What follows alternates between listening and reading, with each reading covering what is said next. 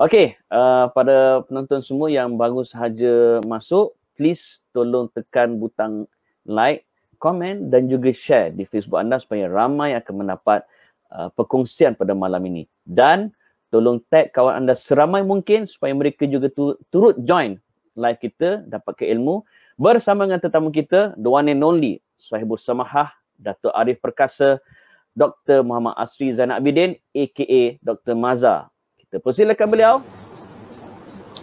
Assalamualaikum. Waalaikumsalam warahmatullahi. Sihat Datuk? Alhamdulillah. Baik. Alhamdulillah. Datuk di rumah ke di pejabat? Ini di rumah, di library. Dia beli rumah. Dan saya berbesar hati kerana berpeluang untuk menyaksikan sendiri. Masya Allah, dahsyat library Dr. Maza. Terima kasih. Adakah tu semua koleksi buku Dr. Maza ataupun ada lagi yang tak tersimpan? Ni koleksi ada lagi tapi kebanyakan dah ada sini lah. Sebahagian lagi ada lagi yang bahan-bahan yang saya dah baca tapi tak dapat, sebahagiannya dulu tak sempat buat balik dan seumpamanya, dan insya-Allah akan collect lagi semua yang diperlukan insya-Allah. Alhamdulillah. Om Putih kata you are what you read. Kita adalah apa kita baca. Okey doktor, tajuk kita pada malam ni adalah purdah. Tapi sebelum kita pergi soalan-soalan yang kritikal Datuk, soalan pertama saya rasa simple tapi dah viral dalam masyarakat kita tentang, kita tengok gambar ni, ada yang kata berbeza di antara purdah, niqab dan burqa. Betul ke ada beza ni Datuk? Boleh tolong clear kepada penonton? Dia berbeza bahasa. Burqa ni mungkin dia ambil daripada perkataan Arab al-burqa. Al-burqa ni disebut juga di dalam hadis di mana Nabi SAW ada menyatakan wa talbisu al-muhrimatu ma sya'at illa al-burqa. Maka orang yang berihram itu, wanita yang berihram tu dia pakai apa yang dia mau melainkan burqa. Burqa yang ditutup muka tu lah. Biasanya wanita Arab dulu kan dia pakai, kita nampak kain dia tu keras sikit. Kita ataupun sekarang ni macam di Afghanistan mereka tutup tak nampak, tinggal sikit, dia panggil burqa. Dan Nabi SAW larang memakai burqa ini ketika orang berihram.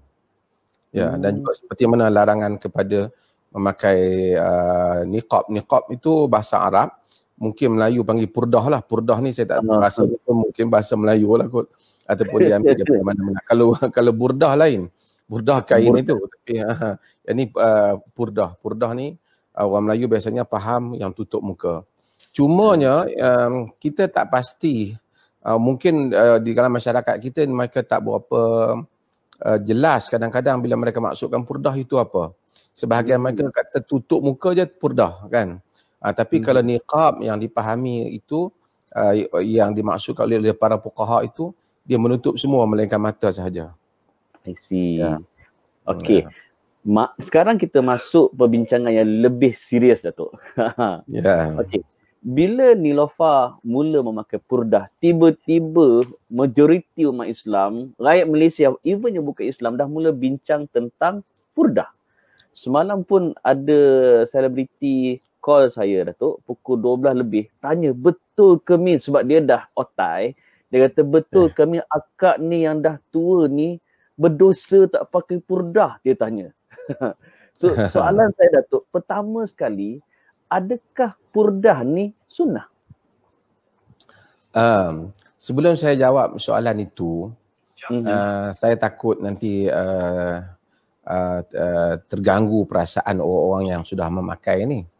Jadi saya kena mukaddimahkan ini sedikit, iaitu bahawasanya memakai purdah ini adalah hak individu. Maksudnya seorang individu tu seperti mana dia berhak memilih untuk memakai tudung labuh ke, tudung bulat ke, ataupun warna-warna tudung yang dia nak pakai, itu adalah hak dia yang tidak dipertikaikan lah di sudut pilihan dia, selagi mana dia tidak mengganggu orang lain dan selagi mana dia tidak menuduh orang lain bahawasanya yang tak pakai itu kurang agama dan seumpamanya. Dari segi hak, dia berhak untuk memakainya. Kerana itu adalah pilihan peribadi, dan dari segi adakah ia bercanggah dengan Islam, tentulah ia kalau pilihan peribadi tak mengganggu orang, ia tak bercanggah dengan Islam. Cuma kalau persoalan Brother Amin tu dia ke depan sikit. Adakah dia tuntutan agama? Kalau tanya saya, ia bukan tuntutan agama. Dia bukan tuntutan agama kerana bahkan kalau kita lihat dalam semua mazhab-mazhab Islam, daripada mazhab Abu Hanifah, mazhab Imam Malik, dalam mazhab Syafi'i dan mazhab Hanbali, kesemuanya mereka menegaskan bahawasanya muka dan tapak tangan wanita itu tidak aurat. Bahkan di kalangan mereka ada yang lebih daripada itu, seperti dalam qaul Imam Abu Hanifah yang menganggap kedua kaki atau tapak kaki ini tidak juga aurat, seperti juga qaul Al-Muzani dalam mazhab Syafi'i juga mengecualikannya. Ya. Jadi artinya bahkan ada dari riwayat Ikrimah sehingga dia disebut sughratun nahar, yakni muka sehingga ke pangkal leher. Yang lebih luas lah, tapi itu bukan qaul yang agak terpencil. Namun apa yang penting jika kita lihat asas perbincangan itu ialah di ayat di dalam surah An-Nur yang menjadi perbincangan. Wala yubdina zinatahunna illa ma zahara minha. Mereka tidak menzahirkan, menampakkan zinatahun, perhiasan mereka, illa ma zahara minha, melainkan apa yang zahir daripadanya. Perkataan zahir itu apa? Yang bila dia pakai tudung semua, apa yang dia zahir? Kebanyakan ulama riwayat Ibnu Abbas daripada Aisyah ke semuanya mereka menunjukkan iaitu wajhuha wa kaffaha, wajahnya dan kedua tangannya. Sebahagian dia tambah wa khatama wal khatam, dan juga cincinnya. Maka artinya pada majoritinya ialah mereka tidak menganggap bahawa muka menjadi kewajipan agama untuk menutupnya. Tapi saya bagi tahu ia pilihan, tapi untuk dikaitkan dengan agama, nasnya tidak kuat. Bahkan jika kita lihat Nabi SAW larang wanita-wanita yang berihram, melakukan ihram, memakai burdah, kan? Nabi SAW kata apa la tantaqibul mar'ah al-muhrimah wala talbisil quffazan. Jadi dia jangan dia wanita itu memakai niqab ketika dia berihram, dan jangan dia juga memakai sarung tangan. Jadi dengan itu menunjukkan bahawasanya, itu dalam hadis Bukhari, menunjukkan bahawasanya kalaulah purdah itu wajib, masa tawaf itu banyak lelaki dan perempuan berdekatan juga, dan semua orang dapat melihat. Itu waktu ibadat pun dilarang untuk memakai purdah ataupun niqab, maka sudah tentu ia bukan kewajipan agama. Bahkan kita melihat kepada hadis-hadis Nabi SAW, kalau wanita itu berpurdah, dia datang, rawi hadis itu akan meriwayatkan dia memakai purdah. Imra'atun muntaqibat, dia akan kata wanita yang memakai purdah, kan? Maksudnya yang lain tu tak pakai lah, bila seorang dua pakai. Tapi menunjukkan Nabi tak larang lah. Kadang-kadang walaupun ada riwayat Abu Daud, dia sedikit dhaif, tapi dia sebut suatu wanita telah datang kepada Nabi. Sahabat komplain, dia kata, tas'alina an ibnaki wa anti muntaqibah, kamu bertanya tentang anak-anakmu sedangkan kau berpurdah. Maksudnya jadi pelik lah, kau berpurdah ni, siapa yang berpurdah maksudnya. Tapi menunjukkan Nabi SAW tidak larang lah. Namun begitu kita lihat pada kehidupan pada zaman itu tidak berpurdah. Sebab itu kita lihat dalam hadis Al-Imam Al-Bukhari umpamanya, hadis ketika Nabi menunaikan haji, Al-Fadl bin Abbas dia radif Nabi SAW, dia ikut di belakang Nabi SAW. Jadi apabila datang satu wanita bertanya kepada Nabi, dalam riwayat An-Nasa'i dia kata, wa kana imra'atan hasna, satu wanita yang cantik, dia tanya Nabi. Jadi faja'ala al-fadl, maknanya muka dia nampaklah.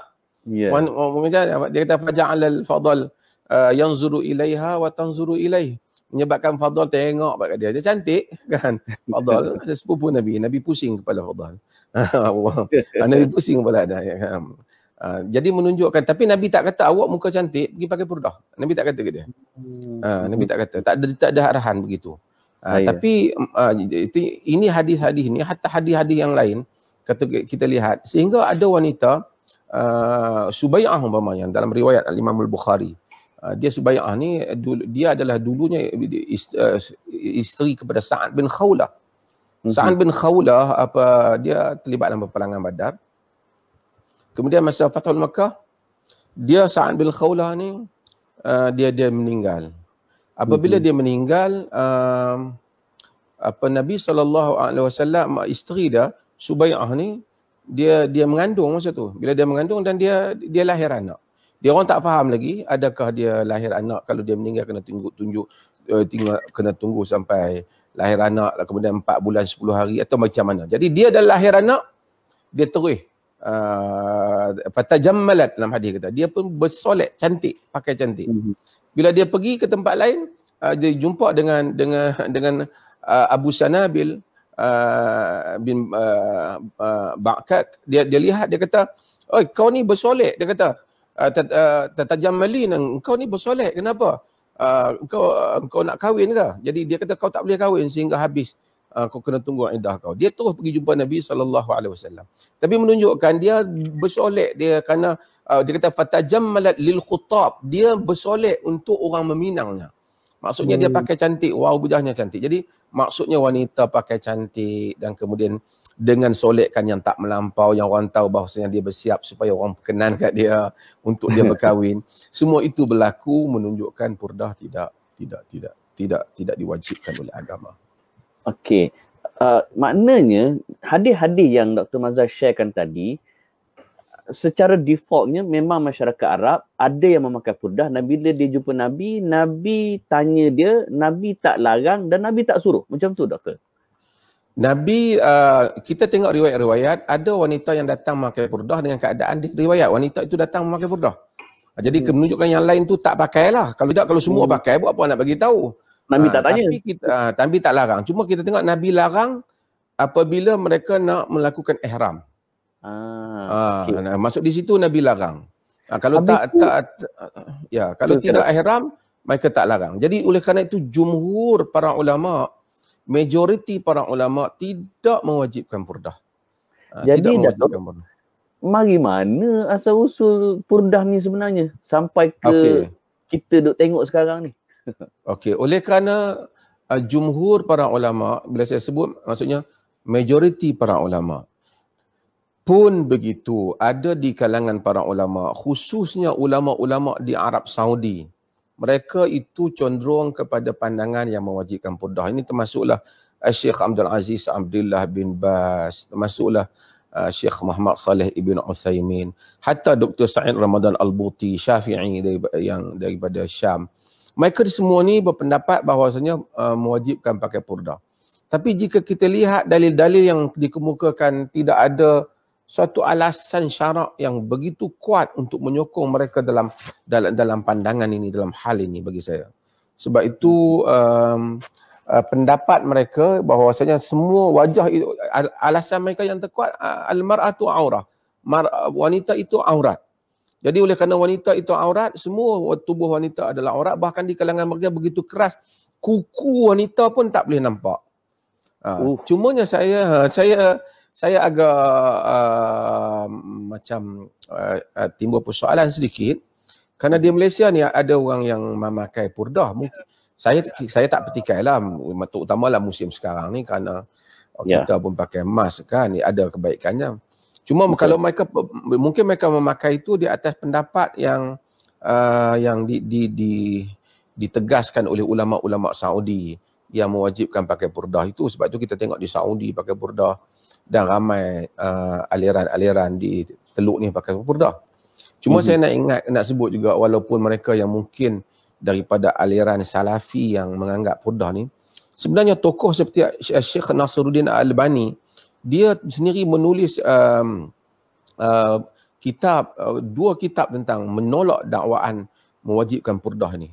Antara yang terakhir dia tulis adalah Ar-Raddul Mufhim, yang penting. Dan saya, Albani begitu tegas pada bahagian belakang tu menyatakan memakai purdah, mewajibkan pakai purdah ini memayah-mayahkan agama. Ad-dinu yusrun wa lan yushaddad din ahadun illa ghalabahu. Dia gunakan hadis itu. Agama ni mudah, tidak ada siapa yang memayah-mayahkan agama melainkan ia akan tewas.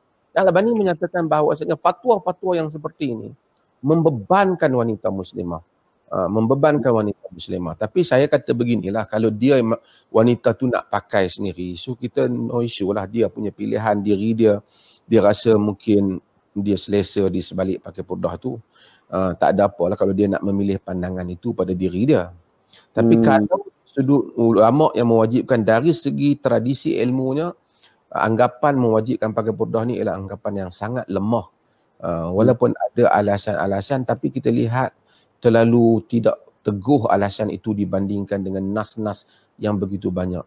Sehingga Nabi SAW di dalam hadis kita lihat, Nabi wanita datang lalu depan Nabi, dalam hadis yang diriwayatkan oleh Imam Ahmad, Nabi duduk dengan sahabat, kemudian Nabi masuk, kemudian faqtasal, kemudian Nabi mandi.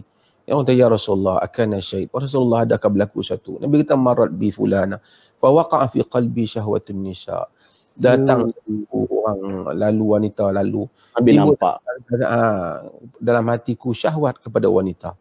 Nabi ada syahwat pada wanita, ya, kerana Nabi itu normal, lelaki yang normal.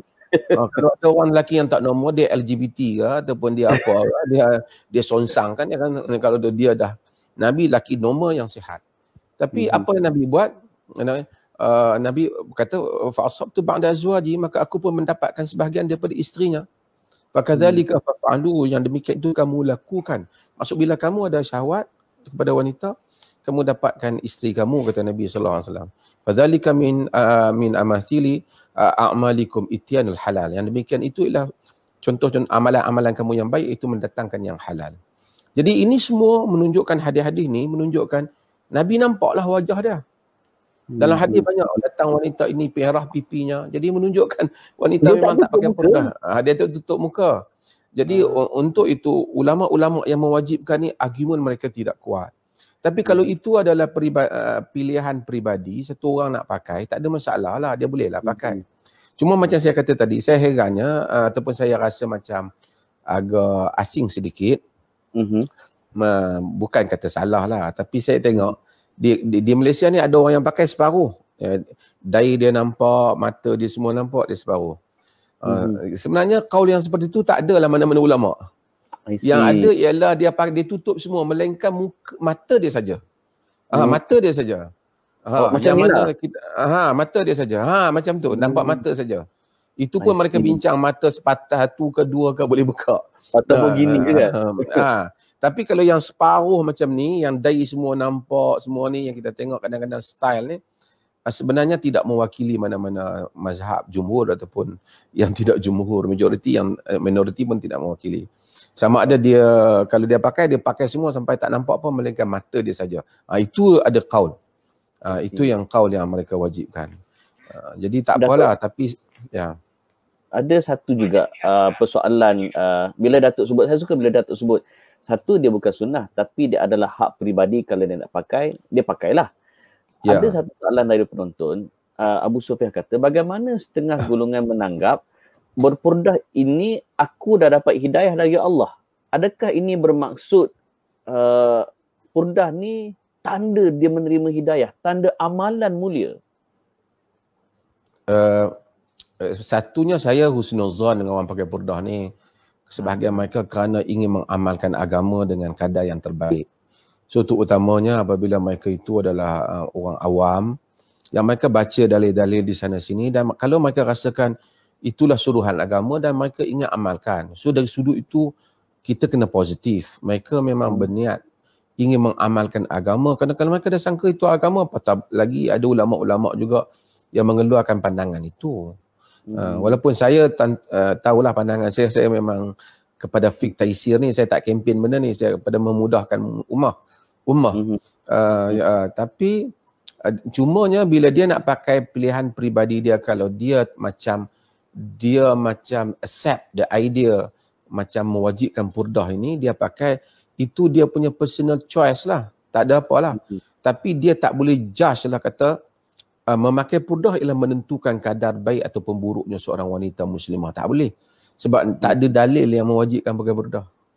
I see. Taklah juga dalil yang kata nak sunat pakai purdah pun saya rasa tak boleh pergi. Sunat ni melainkan wanita tu kalau dia tak pakai ni, orang kenal dia, lepas tu orang pula jenis suka duk ejek, kacau dia, saya ingat okey. dia boleh pakai lah. Maknanya hujah yang mengatakan memakai purdah untuk mengelak fitnah, adakah itu hujah yang rapuh ataupun hujah yang tengok keadaan ataupun situasi? Saya tak nak kata kalau memang tempat dia tu ada orang suka tengok muka orang Melayu suka kacau. Semuanya umpamanya kan. Kita pun tengok muka dia memang suka kacau, dia pun nak elak, okeylah. Tapi kalau dia kata, ada orang datang jumpa saya, dia kata dia kena pakai purdah kerana orang selalu macam, saya tahulah maksud dia, orang tertarik lah dengan wajah dia tu. Macam cantik lah. Ada orang lah. Tapi saya tengok macam biasa je lah. Tapi cumanya dia mungkin lah, tak apalah, dia anggapan ada diri lah. Tapi kalau saya kata kat dia, hadis fadal yang jadi radif Nabi tu, wanita tu, wanita daripada Khash'am, wanita itu dia cantik. Dia sangat cantik kali si hadis tu, wa kana imra'atan hasna, dia wanita yang cantik. Tapi tak ada pun Nabi suruh dia pakai, cuma Nabi pusing kepala fadal lah. Wah, Nabi pusing kepala fadal lah, pasal fadal tak tengok kan. Dan Nabi tak marah kat wanita tu. Nabi tak marah wanita tu.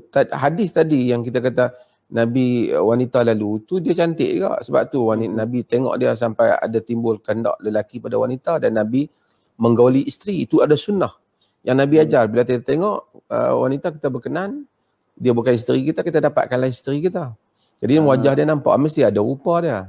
Ya, mesti betul. dia ada rupa. Jadi banyak wanita-wanita yang datang, hadis sebut wanita ini cantik dan seumpamanya. Maknanya ya, Nabi ajar kita, Nabi ajar kita kontrol diri, bukan suruh dia pakai niqab. Ya. Nabi tak pernah kata, oh kau wanita yang cantik, balik pakai tudung, balik pakai niqab. Tak ada. Tak ada. Okay. Tak ada riwayat. Ada soalan penonton kita pula dari Ahmad Nasrullah. Benarkah isteri Nabi SAW wajib memakai purdah? Ini juga berlaku perbincangan, tetapi kita melihat riwayat-riwayat menunjukkan ada Aisyah tidak menutup muka, kemudian dia menurunkan tutupan mukanya. Maksud ada ketika dia tidak tutup. Bahkan qaul Aisyah sendiri yang menyatakan bahawasanya yang boleh illa ma zahara minha, apa yang zahir daripadanya itu muka dan tapak tangan. Aisyah kata. Aisyah kata. Jadi, okay, so dia kena juga dengan soalan masyarakat kita pula, Datuk. Okay, fine. Pertama sekali kita dapat belajar daripada Datuk bahawa memakai purdah adalah hak peribadi seseorang. Dia nak pakai, pakailah. Siapa kita dan kita huzuzan. Cuma tadi soalan Amin tadi kan, sebelum saya terlepas. Boleh. Ada tak riwayat menunjukkan Aisyah memakai? Ada. Sahabat kata kami nampak Aisyah memakai purdah dan kami kenal dia. Maksud ada masa dia pakai. Tapi dalam tak ada kewajipan. Dalam kata lain, bila masyarakat kita ada orang tu pakai purdah, masyarakat kita anggap dia tak boleh dah buka. Sampaikan kita tengok ada wanita yang pakai purdah, dia nak makan seksa, dia macam tersuak kat bawah ni. Kan? Habis kain tu. Betul. Dia begini. Kalau dia itu menganggap muka memang tak boleh, kalau tayang pada orang lelaki jadi haram, berdosa. Kalau dia terima idea tu. Kalau dia terima idea, tapi idea tu tak ada dalil lah. Kalau dia terima idea tu, dia tutup lah. Artinya dia tak boleh buka lah. Cuma saya nak bagi tahu, Al-Baji sebut di dalam Al-Muntaqa, syarah kepada Muwatta Imam Malik. Kalau Imam Malik bahawasanya, orang tanya Imam Malik, bolehlah orang wanita makan dengan lelaki yang bukan suami dia? Dia kata boleh. Tidak mengapa. Artinya misalnya, kalau nak makan mesti muka terbuka. Imam Malik menyebut bahawasanya yang ni wanita, artinya kan sebagai wanita makan di restoran mesti muka dia depan lelaki terbuka. Bahkan kita lihat dalam hadis, sahabat hidup di kalangan pada zaman Nabi begitu normal sekali. Rubai' binti Muawidh dalam riwayat, dia menghidangkan makanan untuk majlis perkahwinan, dia yang serve lelaki, serve makan. Kita kadang-kadang bila dah peringkat, dan kita tengok hadis-hadis Nabi, dia tak macam tu. Wanita-wanita ni pergi mengubati orang yang cedera, angkut orang dan seumpamanya. Wanita angkat macam Asma binti Abi Bakr yang angkut biji tamar untuk di kebun Az-Zubair Ibn Al-Awwam, suami dia. Nabi SAW lalu tengok Asma angkut barang berat. Nabi kata, Nabi kata, ya, main naik di belakang. Nabi jemput Asma binti Abu Bakar, tonggang, duduk di belakang kenderaan Nabi SAW. Asma' tolak. Asma' kata pada Asma' teringat fadzakatu ghiratak, aku kata dari Zubair, aku teringat kepada kecemburuan, cemburunya engkau. Kau cemburu Zubair, ghiratu Zubair, Zubair ni cemburu. Kemudian aku lah malu sama nak berjalan bersama dengan orang lelaki. Tapi Nabi tak kata Nabi kesian dia angkat barang. Setelah Nabi kenal itu Asma' binti Abi Bakar, itu isteri kepada Zubair bin Awam, iaitu dan adik ipar Nabi SAW. I see. Jadi itu semua penerangan-penerangan yang clear. Cuma ada pula yang tanya, wajib pakai purdah tak kalau atas arahan suami? Macam mana ni tu? Suami kalau suami dia rasa comel, isteri dia pakai purdah, itu dia nak, sebenarnya suami tak bolehlah mewajib benda tak ada wajib kalau dia syarak. Tapi kalau suami rasa itu mungkin menyelamatkan fitnah, dia tak mau orang kenal isteri dia, pergi di tempat kerja, you tutup, untuk mengelakkan masalah-masalah yang lain, bolehlah di atas dasar itu. Tapi kalau suami nak kata agama menyuruh kita pakai purdah, suami tak ada argument yang kuat dalam hal tu. Soalan ni kelakar sikit lah tu, tapi tanya je lah. Dari Rozaidi, Dr. komen sikit kes Sajat pakai purdah pergi umrah gitu.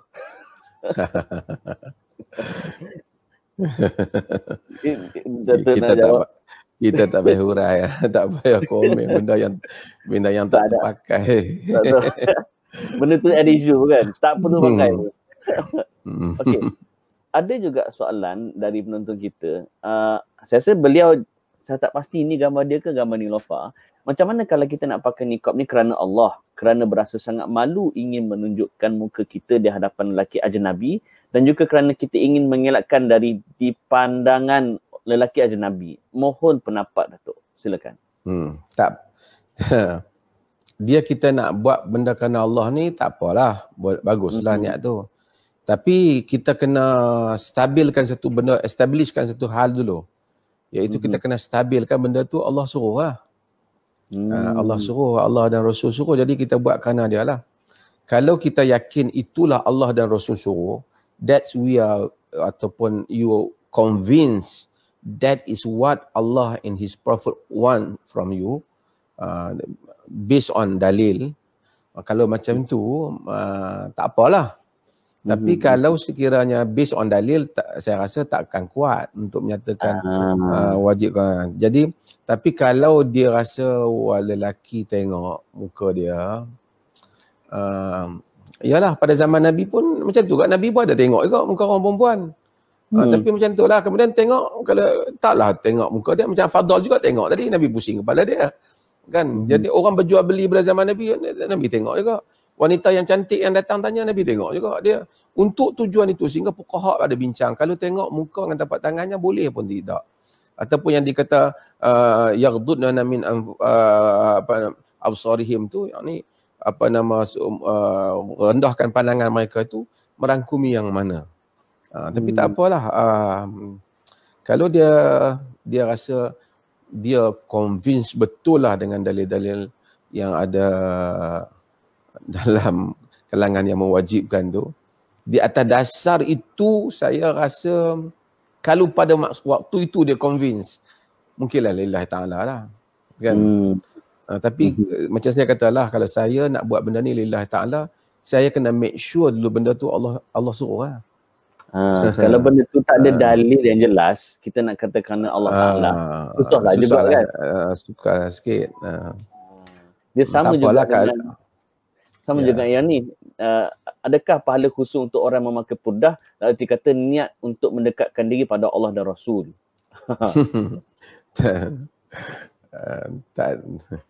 Tak ada pahala khusus. Begini sebenarnya.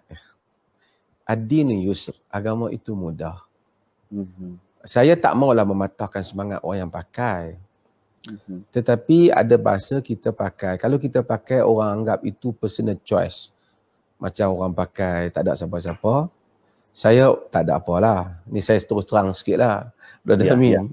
Silakan. Tapi yang saya risau, bukan di Malaysia lah, khususnya saya pernah duduk di UK dan juga pernah pergi beberapa negara Europe, dan saya rasa kalau orang anggap purdah itu adalah kewajipan agama non-Muslim, saya bimbang mereka anggap Islam ni susah. Sedangkan Islam tidak sesusah itu. Dan ruang untuk muslimah tak sepayah itu. Sehingga Albani, walaupun dia Salafi yang macam Arab Saudi juga, tapi kita lihat dia tulis pada penutup buku Ar-Raddul Mufhim itu, Ar-Raddul Mufhim menceritakan ini membebankan orang dengan kewajipan yang tak diwajibkan oleh agama, sedangkan agama suka pada sifat yang mudah. Yassiru wala tu'assiru, basyiru wala tunaffiru, mudahkan jangan payahkan, bagi khabar gembira jangan bagi orang lari. Kata Aisyah, ma khuyira Rasulullah sallallahu alaihi wasallam baina amrain illa akhadha bi aisarahuma ma lam yakun ithman. Nabi ini tidak diberi pilihan antara dua perkara, melainkan dia akan pilih benda yang mudah, lebih mudah selagi mana tidak berdosa. Itu yang diriwayatkan oleh Aisyah dalam riwayat Muslim. So, kalau sunnahnya kita pilih yang lebih mudah lah.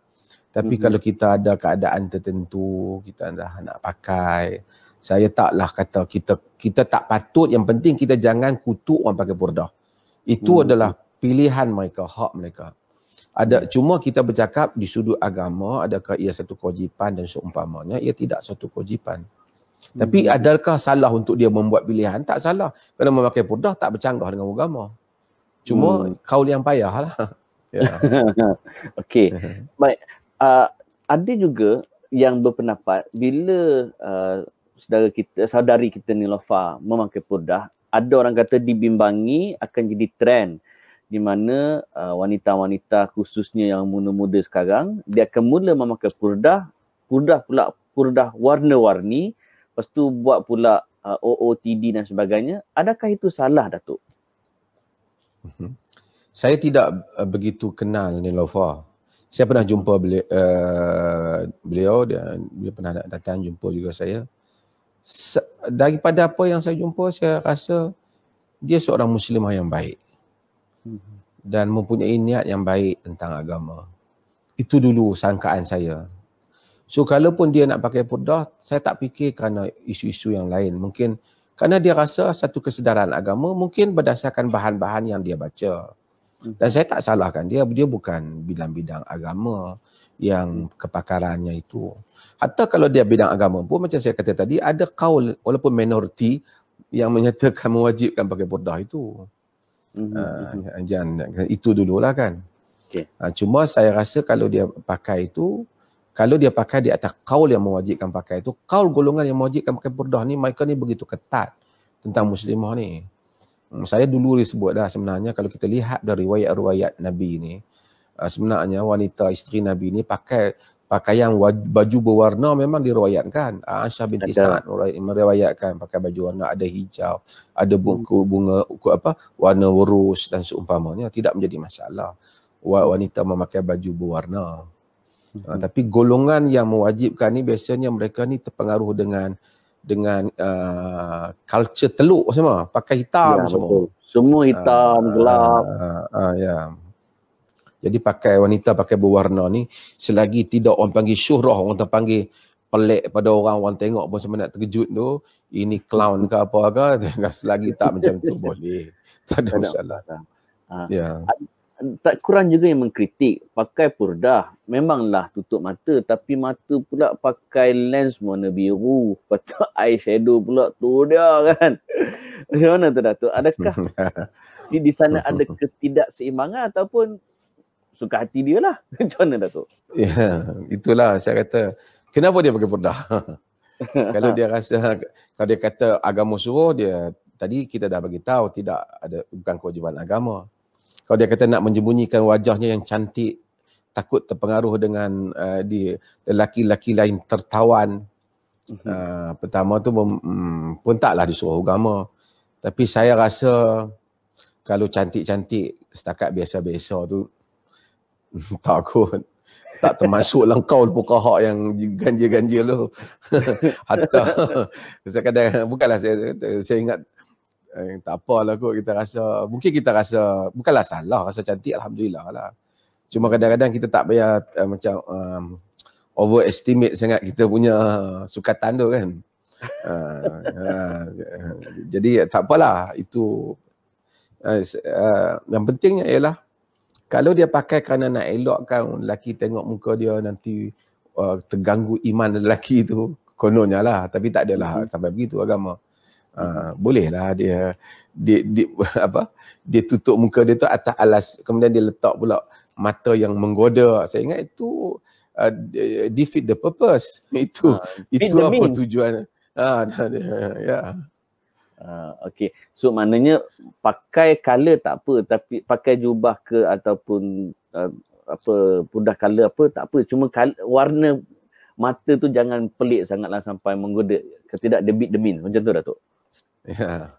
Sebenarnya wanita dia ulama-ulama yang menyatakan bila mereka kata illa ma zahara minha, melainkan apa yang zahir daripadanya, seperti yang disebut dalam Adwaul Bayan Asy-Syanqiti dan juga Imam At-Tabari. Dia kata qaul-qaul yang dinukilkan daripada Ibnu Abbas dan seumpamanya, antara yang benar yang mereka sebut ialah antaranya celak. Zahir tu boleh muka, cincin, inai, celak. Jadi celak boleh pakai lah. Tak apalah pakai celak. Okey. Celak tu boleh lah. Okey. Datuk, kita ada satu soalan. Dia lebih luas sikit berkaitan dengan aurat. Sebab Lalang Datuk dah sebut tadi. Soalan ni pernah timbul tahun 2018. Cuma kita nak minta Datuk jawab terus dalam live kita. Kita tengok soalan tersebut dulu. Soalan dia, okey. Ini dari Asiah Jalil.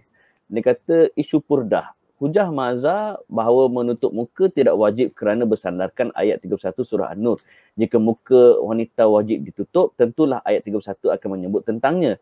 Tetapi ayat 31 juga menyebut tentang leher dan belahan dada. Tiada dalam ayat 31 yang menyebut tentang rambut wanita wajib ditutup. Dan dia kata pada zaman Nabi dan para sahabat, aurat wanita merdeka berbeza dengan aurat wanita hamba. Wanita hamba tidak dibenarkan menutup rambut untuk membezakan status sosial. Dan dia kata lagi, jika menggunakan logik mazhab tentang tafsir ayat 31 surah An-Nur, bukan sahaja purdah tidak wajib, bahkan tudung juga tidak wajib. Yang wajib dipakai bagi wanita hanyalah selendang tutup leher dan butang baju untuk tutup dada. Datuk, jawapannya kita tunggu selepas ini. Kita rehat dulu seketika, kita tengok apa tajuk tazkirah malam Jumaat pada hari Khamis ini. Kita saksikan. Okey, so itu tajuk tazkirah malam Jumaat minggu ini. Datuk, soalan tadi Datuk tentang siapa dia tu tadi? Asiah Jalil. Rasa Datuk bila? Lama dah, 2018 lagi. Dia up sekali lagi. Oh. Pasal apa? Pasal program malam ni ya? Pasal program malam ni ya. Dia tolong promote juga untuk kita. Alhamdulillah. Tapi dialah sebab tu dia penting juga untuk mengetahui bahasa sebab ayat tu dia kata wal yadribna bi khumurihinna ala juyubihin. Khumur ni tudung kepala. Dan hendaklah dia menutup tudung kepala dia tu di atas juyub, yakni belahan dada dia. Dia memang dia tak sebut kepala pasal khumur tu dah tudung kepala dah. Khumurihin tu memang tudung kepala dah. Cuma ulama-ulama kata jadikan ayat itu juga dalil. Dia kata dia tak kata yadribna bi khumurihinna ala wujuhihin, di atas muka mereka. Dia kata tutup tudung kepala di atas belahan dada. Maksudnya muka tak wajib tutup lah. Ayat ni juga jadi dalil bahawasanya purdah tak wajib. Tapi khumur tu memanglah tudung kepala, bukan tudung dada. Sebab tu dia maksudnya daripada atas turun ke dada. Itu maksud dia. Sebab itu para fuqaha yang bincang masalah ni, mereka tak pernah berselisih pun tentang tudung kepala tu wajib ditutup. Cuma ada tadi yang Ikrimah tu saja, yang qaul yang kita lihat nampak macam luas sangat, iaitu dia, tapi itu pun kita tengok mungkin ada sebahagian wanita di barat pun mungkin pakai, iaitu dia kata wajahnya dan kepada suratul Nahl sehingga kepada tengkuk ni, maksud dia bagi ruang sampai itu. Jadi tapi maksudnya kepala termasuklah. Kepala khumur tu sendiri memang tudung kepala dah, tak payahlah hendaklah dia menutup tudung kepalanya. Memang tudung kepala, khumur tu tudung kepala dah cover dah. Dia kata hendaklah dia menutup dengan tudung kepala, mereka menutup dengan tudung kepalanya ala juyubihin, di atas fathul thawb, atas belahan dada dia tu. Jadi tak terbuka lah. Dia kena. Itu penting bila belajar tafsir ni, ialah ilmu bahasa. Sebab tu orang panggil, sebab tu orang panggil khamar. Khamar tu dia tutup akai, dia tutup otak. Dia khamar tu, khumur. Oh, tutup.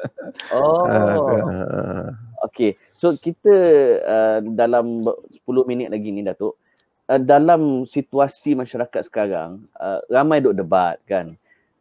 Orang nak pakai purdah, suka hati dia lah nak pakai. Dan adakah kita boleh memaksa orang pakai purdah? Saya setuju yang pertama lah, orang nak pakai purdah suka hati dia nak pakai. Yang tu saya setuju lah. Tapi nak paksa orang pakai purdah tak boleh lah. Saya tidak bersetuju lah kalau kita paksa orang pakai purdah. Dan saya berpendapat kalau aliran diterima pakai pandangan mewajibkan pakai purdah itu akan memberikan masyaqqah, susah kepada orang Islam. Terutama pada zaman sekarang, ada pergi universiti, urusan macam-macam, kita penjual beli, kadang-kadang terutama zaman orang boleh tipu, kadang-kadang mungkin orang masuk dalam tandas wanita dan seumpamanya tak kenal. Ini semua memberi ruang yang mungkin akan menjadi beban. Kalau ada orang nak pakai juga, personal choice dia, yang mana dia selesa dengan begitu, kita tak kata apalah. Macam mana satu orang dia nak pakai tudung warna apa, itu pilihan dia lah. Tapi janganlah dia kaitkan agama mewajibkan kita pakai purdah. Kempen ni tak boleh. Okey. Dan wajar. Boleh tak pihak penguasa ataupun contohnya syarikat ke ataupun universiti ke ataupun pihak berkuasa lah, kalaulah seseorang tu dah berpakai purdah tapi atas sebab tertentu disuruh buka seketika ataupun buka terus, boleh atau tidak? Boleh. Kerana itu untuk masalah orang ramai. Yang mungkin dia nak cek, takut ada bahaya, kawan tu mungkin menyamar, seperti masuk ke Dewan Peperiksaan, orang lain ambil periksa, orang lain punya nama. So dia kena tengok muka seumpamanya. Dan ini semua mereka kena beri kerjasama. Ataupun kalau sekiranya sekolah tu dia tak benarkan orang pakai purdah di dalam sekolah dia, kita akurlah kalau kita dah pilih sekolah tu, macam mana kita pilih pakai purdah, kita pilih sekolah tu tanpa dipaksa, kita juga kena bersetuju dengan peraturan yang dia tetapkan. Selagi mana peraturan dia tak bercanggah dengan agama lah. Kalau dia suruh buka lebih pada tu. Dan boleh atau tidak sesebuah institusi itu mewajibkan pula seseorang tu pakai purdah? Institusi itu atas alasan apa? Kalau dia atas alasan satu keselamatan dia, macam kita sekarang wajib orang tutup muka kerana COVID ke apa, tak apalah. Tapi kalau dia kata agama mewajibkan pakai purdah, saya rasa dia patut memberi peluang untuk pihak dia yang menjadi pengikutnya itu mendengar argumen yang lebih adil lah. Argumen yang lebih adil.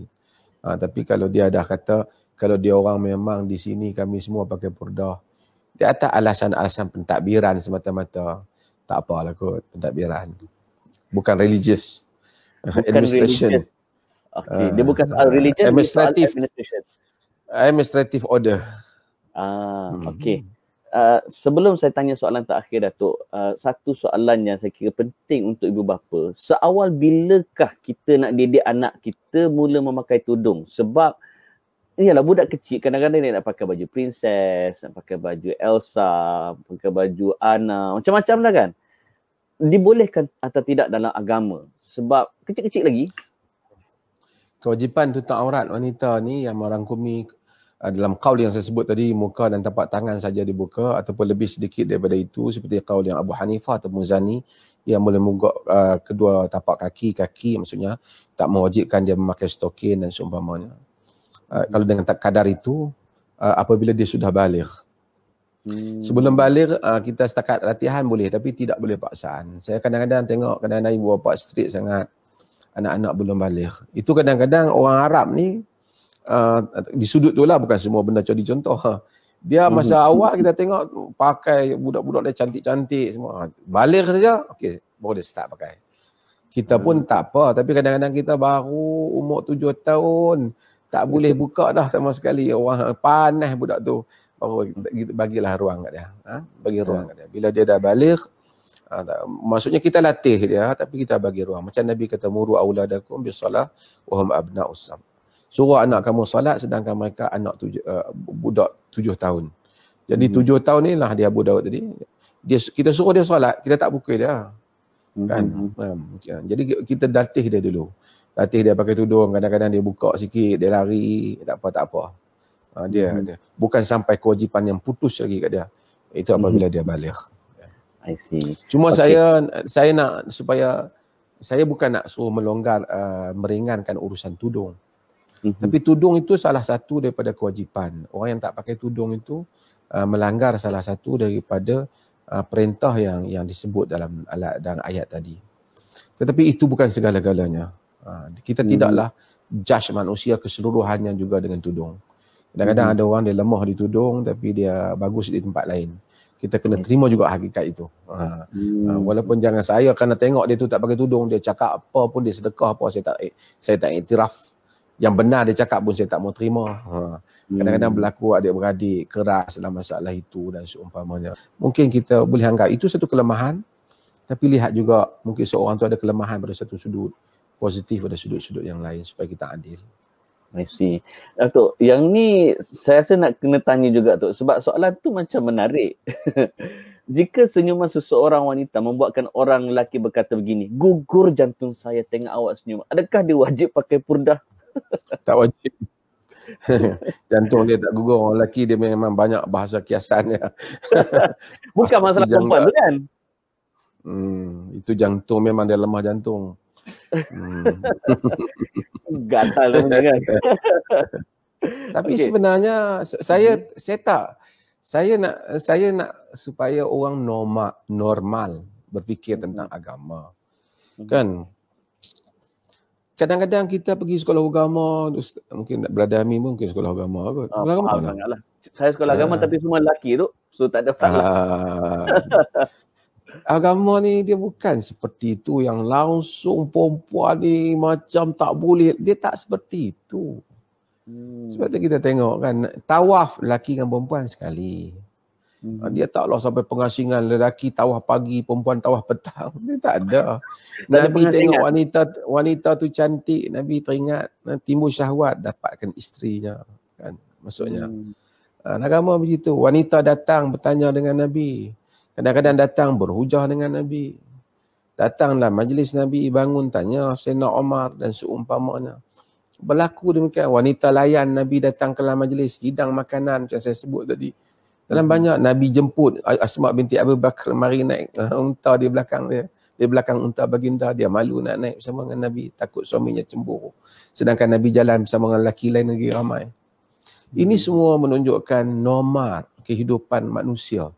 Cuma dia ada batasannya lah, dia tak buatlah benda-benda yang salah tu. Tapi tidaklah agama melihat perempuan begini, laki lari sejak sana. Akhirnya kita tidak normal. Maka timbullah rangsangan-rangsangan yang salah tempat. Maksudnya, lelaki memang dia akan berdegup jantungnya dengan perempuan. Kalau dia berdegup jantungnya dengan lelaki, masalah. Demikian juga perempuan. Supaya kita kena akurlah sifat tu. Agama tidak suruh mengubah itu. Sebab tu macam hadis yang saya sebut tadi, tadi apabila sahabiah Subai'ah dia bersiap kan, fatajammalat lil khutab, dia pakai cantik-cantik supaya orang meminang dia. Dan Nabi tak mahu.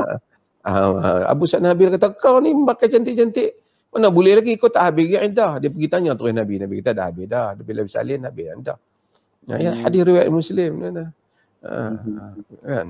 Masya-Allah. Jadi kita hadis bukanlah kata ngorak sana, tapi dia normal lah begitu. Sebab tu kadang-kadang tak boleh lah sampai dah umur dah 30 tak dapat lagi suatu pasangan. Sebab apa? Oh, dia tak mau, dia memang berpisah, laki dia tak mau tengok langsung. Jadi tak dapat pasangan lah. Dia kena juga keluar janya siapa. Sebab tu dalam hadis Imam Al-Bukhari, bagaimana seorang wanita datang sallallahu pada Nabi dan dia wahabat nafsaha lin Nabi. Ya Rasulullah, ahibu nafsi laka, wahai Rasulullah, aku berikan diriku padamu. Jadi Rasulullah tengok dia kan.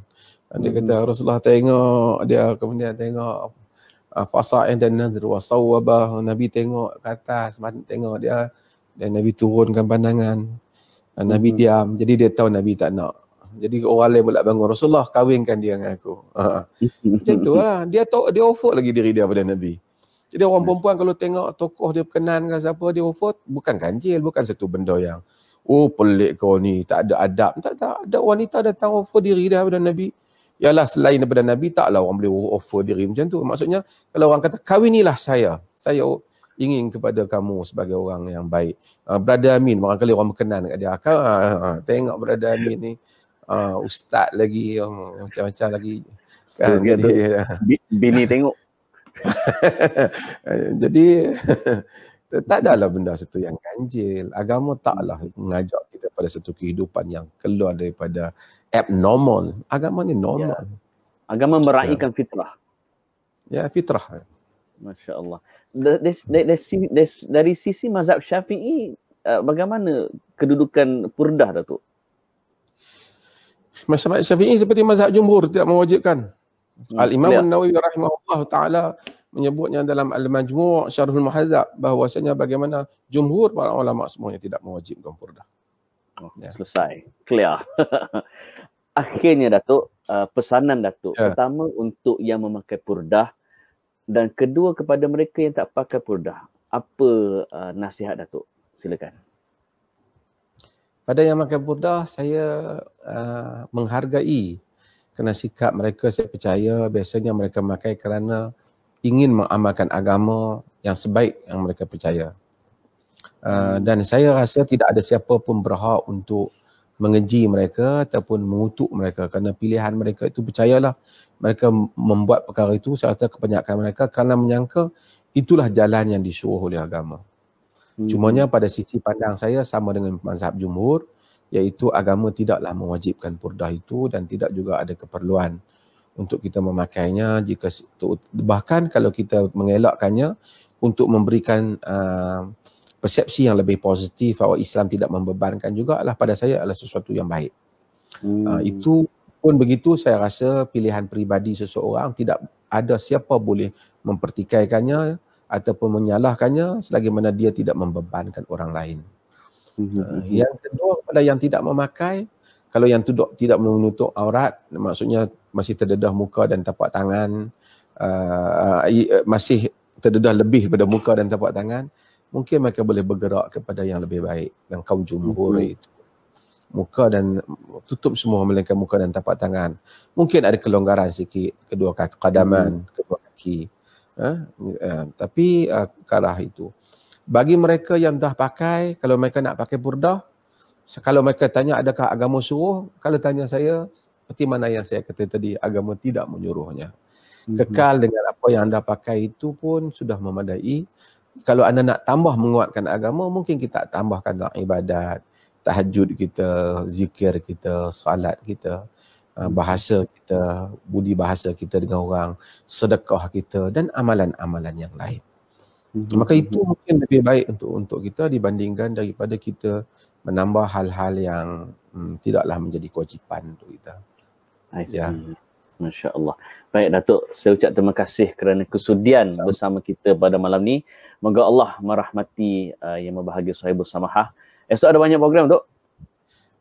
Macam biasa, adalah program-program daripada pejabat dan seumpama. Tapi terima kasihlah kepada ni. Ini santai saja di rumah saya, bagus agak. Saya tak payah keluar mana, duduk dalam rumah ya. Hanya perlukan ni. Saya ucapkan terima kasih juga kepada PMT yang bersusah payah ni. Brother Sabri dengan Amro ni datang daripada Penang ni nak bagi gambar ni elok. Tapi dari Penang? Cahaya mungkin tak cukup kot dah. Muka saya tengok muka saya macam blur. Nur Datuk pun dah cukup dah, insyaAllah. Dah berbalam sikit. Tapi saya harap mesej kita capai. Kita tidak ada niat untuk menghina orang pakai purdah. Kita tahu itu pilihan peribadi yang menjadi haknya. Cuma kita bagi tahu dari sisi pandangan majoriti para ulama. Baik. Ada juga yang tanya Datuk tentang pakai serban atas bahu semua benda tu. Yang tu tajuk lain insya-Allah. Itu tajuk lain. Kita tak habis kita malam ni.